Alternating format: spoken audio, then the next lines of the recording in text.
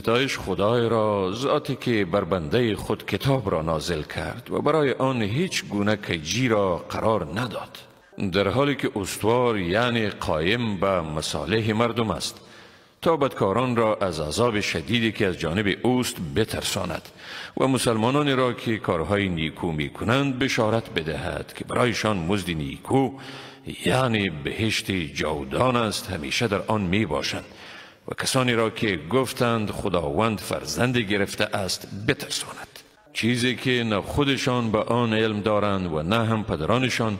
سخن بزرگ و خطرناکی است که از دهنهایشان بیرون می شود، به جز دروغ چیز نمی گویند.